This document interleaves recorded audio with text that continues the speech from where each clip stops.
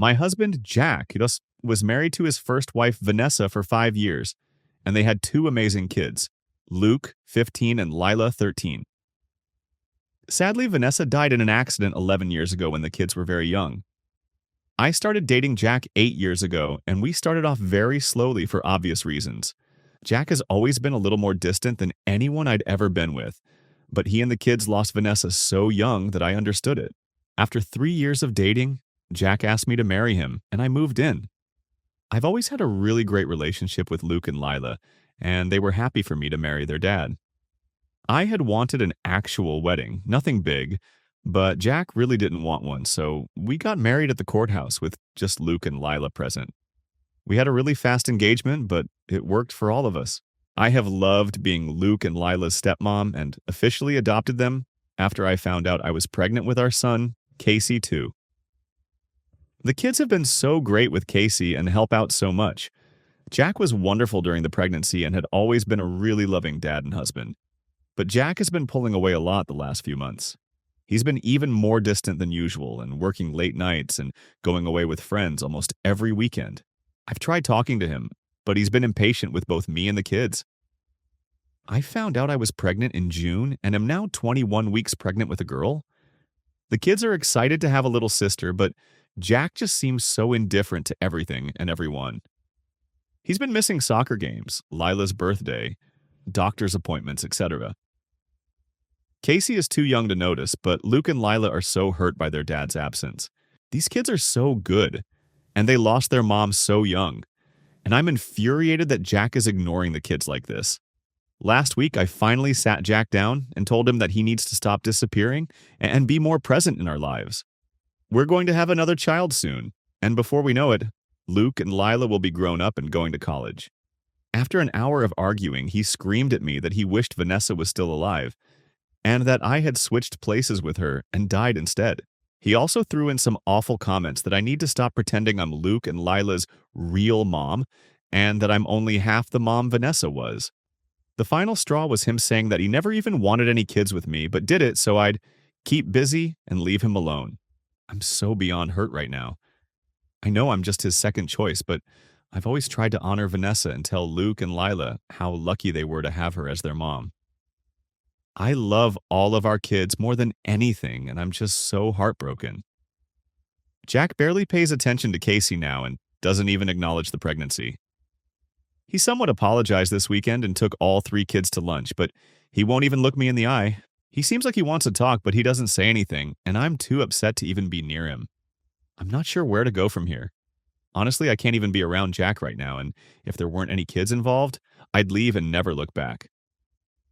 I'm not sure if he's cheating or the thought of a 4th child is stressing him out, but I'm devastated and not sure how or why I should save this marriage, besides doing it for the kids. Any advice is desperately needed right now. Update? I'm not sure if anyone remembers my original post, but I got some PMs asking to update, and I found this place really helpful before. There's been a lot that has happened, and there's no way to mention it all without writing a novel, so if I miss something or someone wants to know more, I'll try to answer in the comments. I gave Jack a letter the day after I made my post, thanks to the commenter who suggested this. I tried to explain how hurt I was by what he said, and I wasn't sure how we'd gotten to this place. I also tried to explain that I knew he was still in so much pain from Vanessa's death, and I would never try to replace her.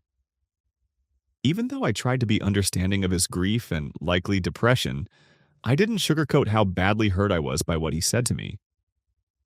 I know grief is extremely complex, but it doesn't excuse telling your pregnant wife you wished she was dead. It was a hard letter to write, but I tried to put forward some kind of resolution.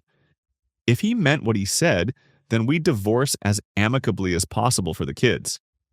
If he didn't mean it and was just lashing out, then we had to get couples counseling and he needed to get back to individual therapy if he wanted to stay together. Jack took the letter and locked himself in the guest room to read it. He didn't come out until the next morning, but he told me he needed to go away for a while and think. So he packed a bag, told the kids he had a business trip, and left that afternoon. Honestly, I figured our marriage was done as soon as he left. Luke and Lila knew something was up, but I just kept telling them their dad had a big project for work and would be back soon. They were both upset. Neither of them really believed the story about Jack's trip. So I set up some emergency sessions with their therapist so both of them would have someone to talk with. Jack was gone for over a week. There were a few short phone calls to ask how I was and talk to the kids, but it was a lot of radio silence during that time. He came home one afternoon when Luke and Lila were still at school and said he needed to talk. I figured he was going to ask for the divorce. He told me he felt very guilty for being happy with his life now, and like he was dishonoring Vanessa by living this new life with me. The guilt and sadness made him want to pull away, and he hoped I'd let him, which I did. I was scared and didn't say anything until it was too bad not to, and then the fight happened. I blame myself for not communicating this. He said he didn't mean the things he said and felt ashamed after he said them, but he just wanted me to leave him so that neither of us would be hurt anymore. I guess I was expecting to hear that, but it didn't make me feel better. After reading my letter, I guess it really drove home how much he had hurt the kids and I. So he left to see if he could fix himself and get back on track. He admitted he'd been really depressed and wanted help. I told him I meant what I said in the letter, and that if he wanted to work through it, I would work with him. He was more emotional than I've ever seen him, so I believed he really was sorry for what he said. So we've been in marriage counseling, and he's back in individual therapy as well. He still has a lot of guilt about Vanessa, and I'm still hurting from everything he said and did, but I feel like we're slowly making progress with rebuilding the relationship. A lot of people brought up the fact that my life with Jack so closely mirrors what he had with Vanessa, and that's something we've been dealing with a lot in therapy. Obviously, it wasn't intentional, but it subconsciously put both of us on edge. Him waiting for something bad to happen, and me thinking I'd never measure up. We've also been to family sessions with Luke and Lila's therapist, and it's been very helpful. Both of them told me talking to their therapist helps a lot, so I've made sure they have a weekly appointment. As terrible as the situation was for Jack and I feel like the Luke and Lila have been amazingly mature and wonderful throughout the whole thing. I am so proud of them. Jack is really trying to make up for the things he missed while he was checked out, and he's been great with the kids. I've been having a lot of complications with my pregnancy, but Jack has stepped up to help with everything. He's been to every doctor's appointment and has been very supportive of the pregnancy since he came back. I know he has an extreme amount of guilt from saying he never wanted Casey or the new baby, and he's really been trying to make up for that. We're all going to stay in therapy as long as we need to, which is probably going to be a long time. But I feel more confident about our future as a couple and a family. I won't lie and say I'm positive everything has been fixed, or that his words don't still hurt, but I feel like we're on the right path. Okay, I know how the title sounds, but before y'all grab your torches and pitchforks, let me give you some background info. Also, sorry that it's a long post. I, a 35-year-old female, met my husband, a 40 male, we'll call him Tom, 11 years ago. We were both still in the party phase of our 20s at that time. We drank and partied a lot, and had jobs where that sort of lifestyle was common. I was a waitress, and he had also worked in restaurants. During this time, my money was never well spent, obviously, and I got my car repoed twice and had to move in with him to survive. This really made him reevaluate our current lifestyle. Tom dragged me into a healthier lifestyle, kicking and screaming. I still wanted to party, but I didn't want to lose him. What we didn't know at the time is that I had undiagnosed severe depression, anxiety, and PTSD. The party lifestyle was my way of self-medicating, and we didn't find this out until much later. I ended up getting a job as a medical assistant, and he finished his degree and got a government job. We moved across the country, got married, and had a baby, all while I didn't really have a solid grasp on my mental health struggles. After the birth of our daughter, I realized that I still had a lot of work to do in order to become the mother that she deserved. I finally saw my doctor about my struggles, got into talk therapy, and was placed on medication. It took a couple of tries, but I am finally on a good regimen, and my mental health is better than it has ever been. I also took the birth of my daughter as an opportunity to quit my job and start working on a degree of my own. This is where the roles in Tom and my relationship started to become a problem. As soon as we discussed my plan to go to school, Tom took it upon himself to find a college program for me, and he picked a licensed practical nurse.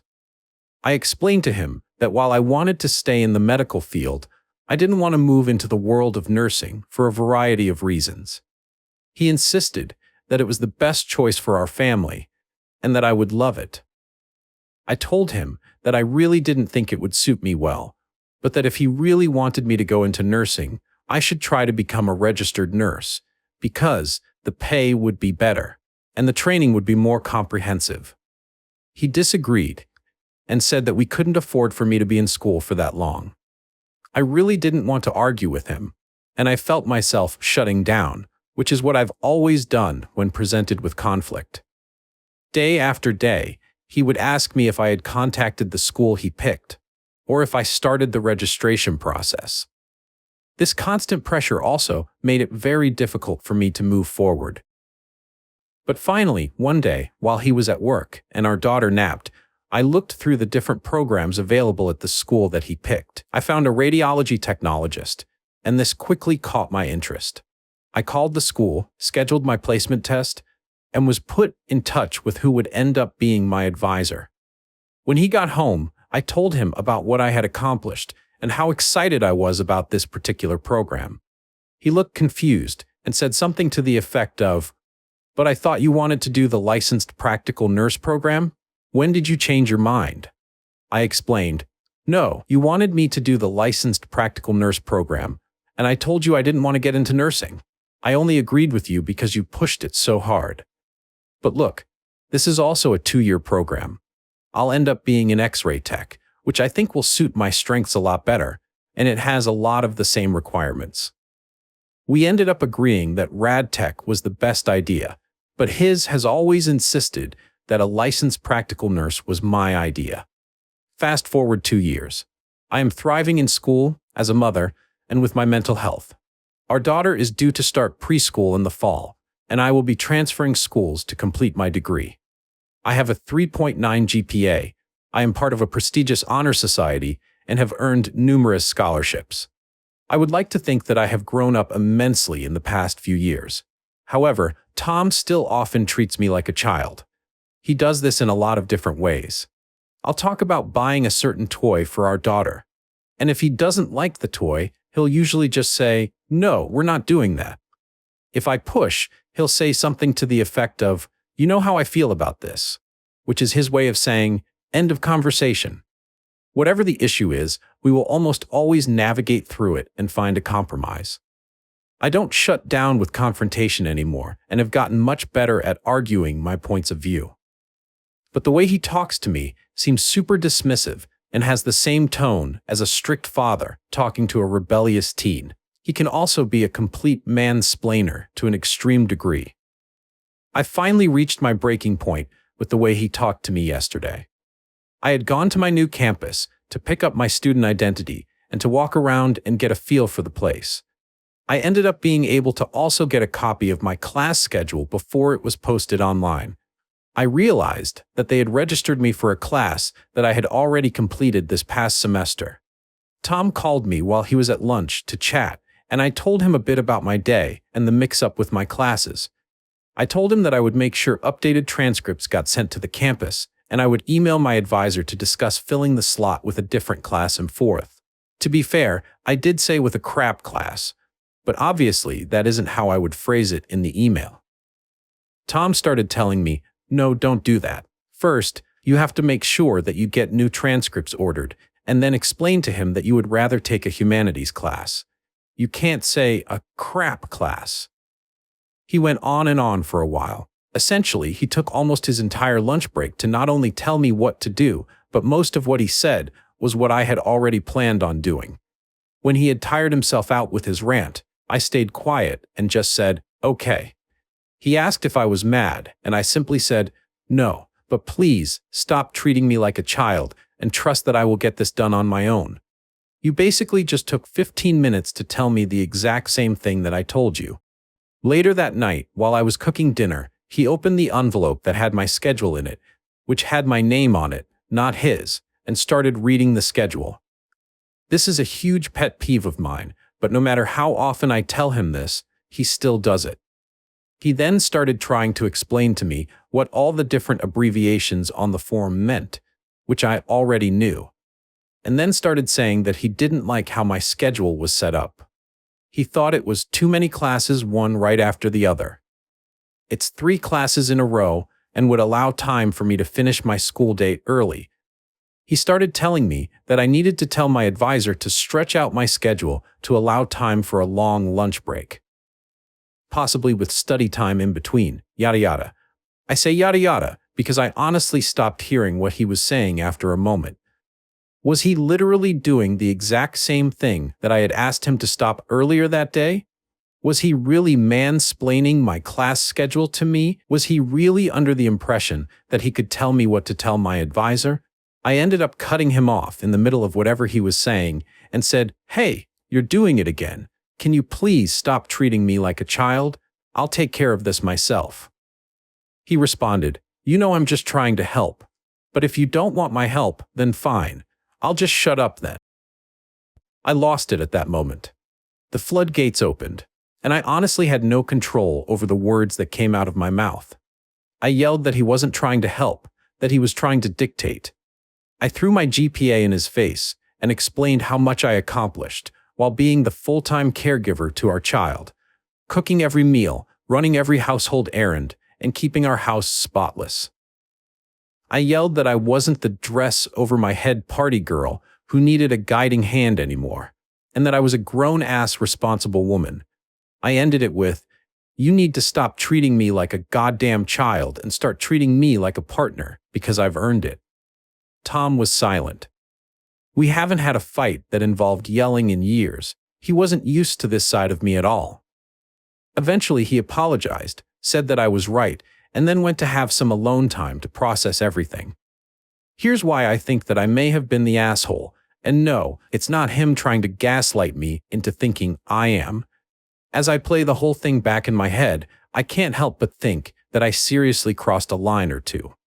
First, our daughter, who is only 2 years old, was in the room with us. I never want us to be the type of parents that yell and scream in front of her. Second, in the span of just a couple of years, I basically completely flipped the script on him. The beginning, and most of our relationship, was spent with him being the grown-up and me being the screw-up. I have essentially changed my entire brain chemistry with medication and have had talk therapy to help me grow as a person. Basically, I've reinvented myself. While all this has happened over the course of 2 years, you'd be surprised how quickly that time flies by in your late 30s, early 40s, especially with a baby toddler thrown into the mix. To Tom, it really could seem like this change, and my anger has come out of nowhere. Also, just because I've changed doesn't mean that he has. He hasn't been through the same hormonal and chemical changes that I've been through. Maybe I am the asshole for expecting the person he has always been to suddenly conform to the new me. So what's the verdict? Am I the asshole? Some comments below, not the a-hole. You said it yourself, you slipped up, made mistakes, and wanted to be that crazy party animal. Meanwhile, Tom had part of his life in order. He helped you when you couldn't help yourself, and you realized from managing money, moving, getting engaged, married, and having your daughter, time flew by. You grew by putting yourself into therapy to be a better mom partner and realized part-time jobs weren't cutting it. Now Tom needs to pause and realize you no longer need your hand to be held and you want to take these to grow on your own. Have you asked him why he continues to mansplain or speak to you in that matter? Has he had a moment of thinking one day you'd slip up? Or has there been a moment you have been able to treat him and truly tell him how thankful for his assistance? Simply sit down and speak with him. Tell him thank you and show you truly appreciate his efforts while showing him you are your own woman. Original poster replied, "Thank you for such a thoughtful comment. I do try to show my appreciation, but you're right that we should really sit down and talk, and have that talk come from a place of love and appreciation." Another commenter said, "Not the whole couples therapy. He's used to fixing it, and he needs to learn to trust and respect you, and to know when you need a shoulder, an ear, or when you're actually seeking advice." Edit, and props to you. I've been on a similar journey in doing the work, and that crap is hard. Proud of us for doing better for ourselves and our kids. Original poster replied, "I have tried to suggest couples therapy in the past. I found individual therapy so helpful, and I really thought it was a good idea for us. As of right, no, he refuses it, but maybe showing him this post might help change his mind. Update. Hi Reddit, wow, thanks for all the mostly positive support. I didn't expect so many responses. I would just like to clear a couple of things up though really fast. First, I may not have been entirely clear about how my relationship with Tom started. A lot of people commented that either he was gross for trying to find a girl who was struggling so that he could mold her into the partner that he wanted, or implied that I started dating someone who was more grown up so that I could depend on them. Neither of these are the case. Tom and I were both making the same bad choices at the start of our relationship. He wasn't already this mature man with a great 9-to-5 job. We were both idiots making terrible life choices. When I mentioned my car getting repoed and needing to move in with him to survive, these events took place over the first 2 to 3 years of our relationship. At the very beginning, we were both making very bad choices, and it took 2 to 3 years for my choices in particular to downwardly spiral enough for Tom to reevaluate things and to try to make healthier changes. Second, and I get why everyone feels this way, but we are not anywhere close to getting a divorce. Yes, this past argument is a big issue that we're dealing with. However, we are not in a loveless marriage. His love language is an act of service. For example, he recently built me a beautiful vanity in our bedroom so that I would have a place just for me time because he knows I love doing my hair and makeup. This is also a big factor when it comes to how we split housework. Yes, I do all of the cooking and most of the cleaning, but he does all the maintenance, heavy lifting, and big household projects. We have just gravitated towards household jobs that suit our strengths better. Also, someone asked why I am doing all of the child rearing. I believe I initially wrote that I was our daughter's primary caregiver, and I am because I am the one home with her all day. Most of my school up until this point has been online or hybrid classes, but Tom is still very much a father and takes that role seriously. They have playtime or TV time when he gets home from work while I cook dinner. We split bath time, bedtime 50-50, and weekends often include a day for the two of them to bond with activities or adventures. All that being said, I am still caring for her about 80% of the time on my own, so that is why I said primary caregiver. But on to the update. I took what seemed to be the best advice from y'all's comments and decided to talk to Tom about couples counseling. I made a pointed effort to not apologize about what I said. Though out of habit, I did start the conversation apologizing for yelling. That's when this took an interesting turn. He almost immediately cut me off and asked what I was talking about. After a little back and forth and a little confusion, he stated, and I quote, "That wasn't yelling, babe. That was you making me hear you." He went on to say something to the effect of, "If we were in a crowded and noisy room and you were trying to tell me something, you would keep raising your voice until I heard you, right? Well, the crowded, noisy room was my own brain. You just did what you had to." This made the rest of our conversation much easier, and I will keep that private just for us. But at the end of everything, he agreed to counseling. I know that this doesn't mean that all of our problems are fixed, but it is such a huge weight off my shoulders to know that he is willing to put in the work alongside me. Thanks for all of your advice. Somebody said, I hope he continues on the trend of listening instead of trying to force you into what he thinks you should do. Couples counseling may also still be beneficial for you both. It may add some extra tools for your toolbox in future conversations and conflicts. Also, my dad was an X-ray tech and loved it. He ended up actually being a lab technician, then left for doing bone density testing, and finally trained on the new CAT scan machine at the time, and also trained for inserting IVs. So as a tech, you also have room for growth. Original poster replied, "That's why I got so excited for Rad Tech. There's so much room for growth and so many different opportunities. Plus the field is always growing and getting new technology. Wish me luck." Another said, "If we were in a crowded and noisy room and you were trying to tell me something, you would keep raising your voice until I heard you, right? Well, the crowded, noisy room was my own brain. You just did what you had to." Wow. I am super impressed he has enough self-awareness to make this statement. Counseling will still help, and hopefully will prevent anything from escalating this much again, but it sounds like you have a great foundation to start from. I wish you three the absolute best of luck, and I have a feeling you will be fine.